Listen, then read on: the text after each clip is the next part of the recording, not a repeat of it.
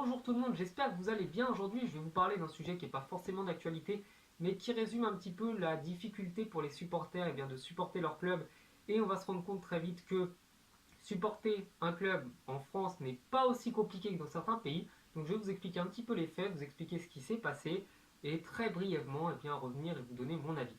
Nous sommes donc le 22 janvier 2019, et le jeune Ali Ahmad a décidé d'aller voir son équipe préférée, l'équipe qatari, jouer contre l'Irak lors de la Coupe d'Asie des Nations, et il se rend donc naturellement au stade portant un maillot du Qatar, et c'est à ce moment-là que tout va dégénérer. Il se prend donc très rapidement la tête avec les stadiers puisque ces derniers voient le maillot du Qatar comme une immense provocation dans un pays où le Qatar est interdit et dont les citoyens ne sont pas les bienvenus.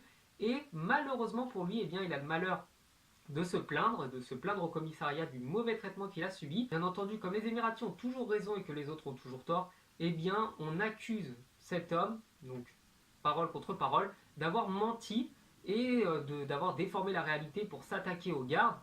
Donc, on ne sait pas, on n'a pas de preuves, il n'y a pas de vidéo, c'est sa parole contre la leur, mais depuis ce moment-là, peut-être que l'Angleterre aura réussi à le rapatrier, il est détenu en prison aux Émirats Arabes Unis.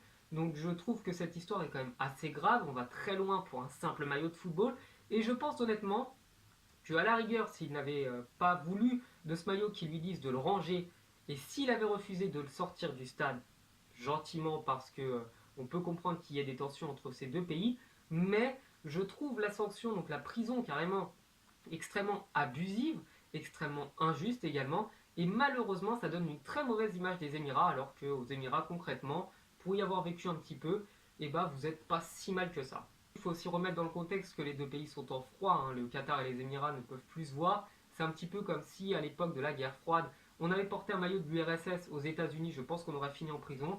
Tout comme pendant l'occupation nazie, si on avait porté un maillot d'une équipe allemande, ça aurait été plutôt mal vu.